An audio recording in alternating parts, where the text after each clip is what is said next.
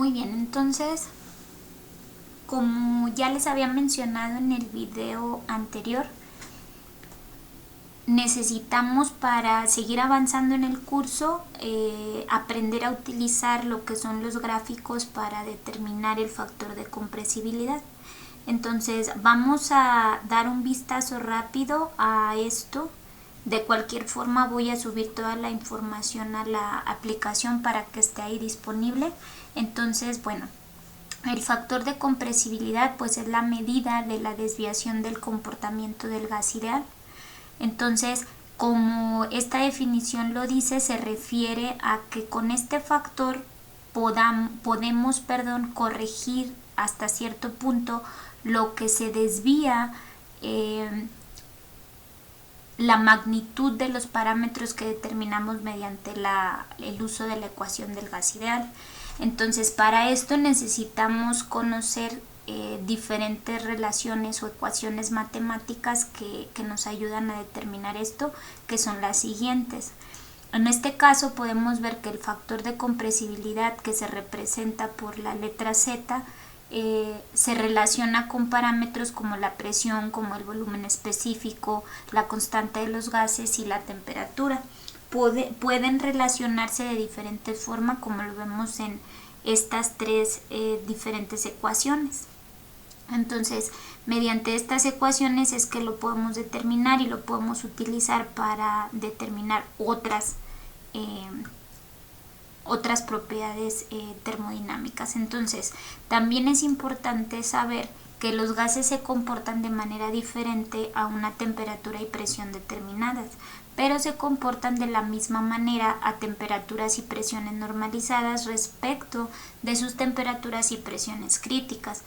Entonces, la normalización se efectúa mediante una operación muy simple, que es, en el caso de la presión reducida, pues hay que dividir el valor de la presión dada o de la presión real sobre el valor de la presión crítica. Este valor de presión crítica lo podemos conocer o lo podemos sacar de la tabla A1 que viene ahí en el libro también. Y en el caso de la temperatura reducida, pues es igual la temperatura dada o la temperatura real entre el valor de la temperatura crítica, que ahí viene también en las tablas. Entonces, estos datos nos sirven para precisamente normalizar estos parámetros, y con estos parámetros nosotros poder determinar el factor de compresibilidad. Entonces, a todo esto se le conoce como el principio de estados correspondientes.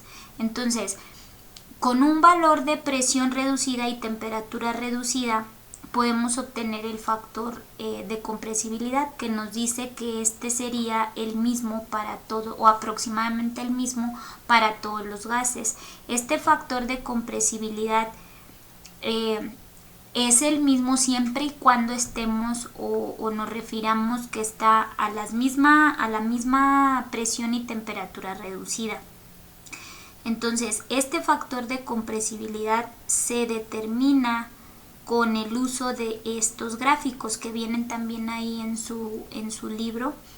Entonces, este gráfico es un gráfico generalizado de compresibilidad, se conoce como el gráfico de Nelson-Oberth, y hay tres diferentes. Este que corresponde a lo que es bajas presiones, este otro que es para presiones intermedias, y finalmente este que es para altas presiones.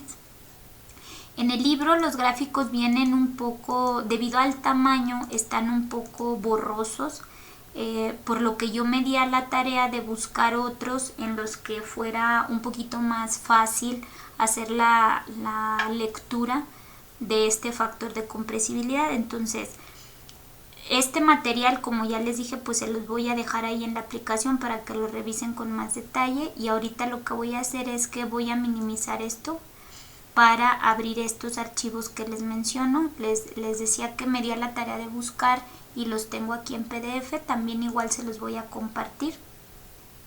Entonces, este es el gráfico que corresponde a bajas presiones.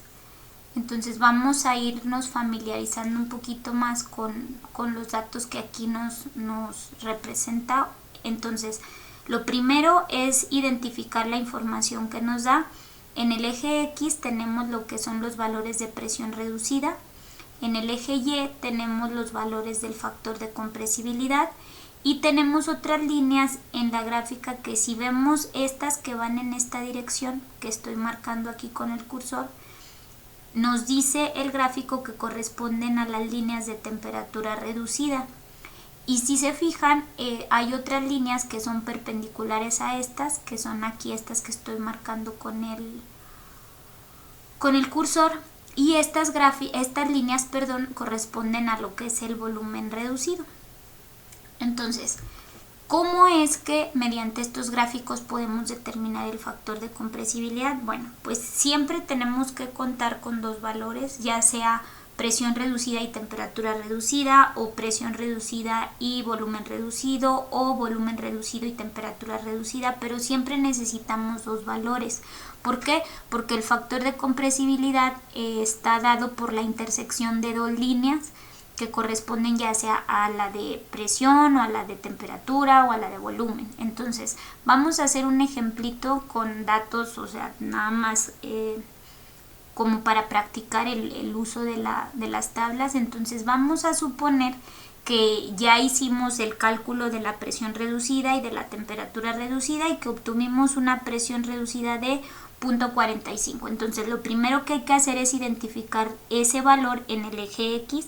Entonces tenemos que aquí es 0.4 y aquí es 0.5, por lo que pues entonces va a ser 0.41, 42, 43, 44, 45. O sea, esta línea correspondería al 0.45. Lo voy a marcar así nada más, que bueno, no me va a marcar la línea, pero nada más para indicarla.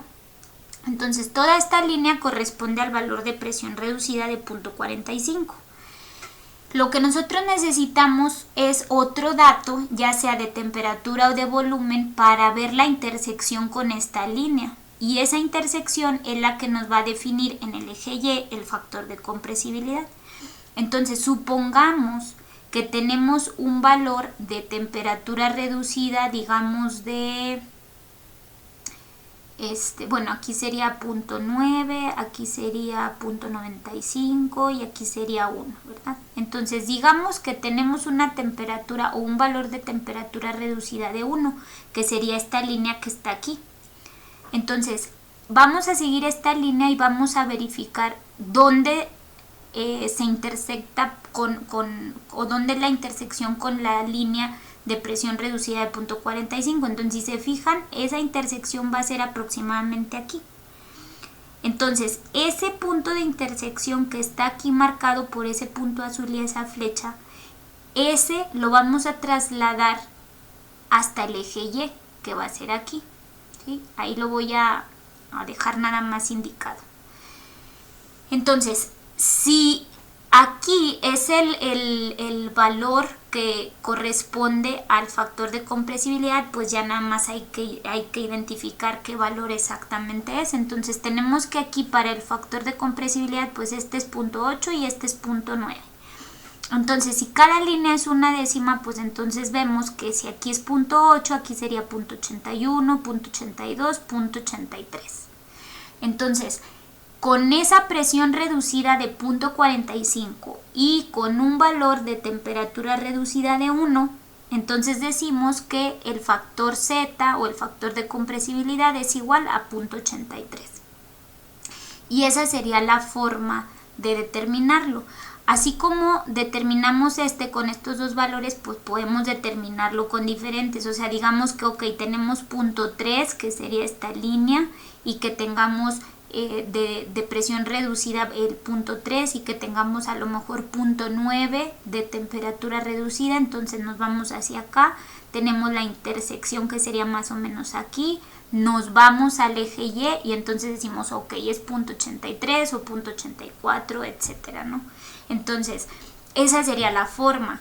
Otra sería de que ok, pues a lo mejor tenemos el valor de la temperatura reducida, que digamos que es 0.9, y digamos que tenemos un valor de volumen reducido de, no sé, 2.6, ¿no? Entonces decimos, ok, pues la intersección es aquí, nos vamos acá y decimos, ok, el valor de Z va a ser 0.81, 2, 3, 4, 85. Entonces ese sería nuestro factor.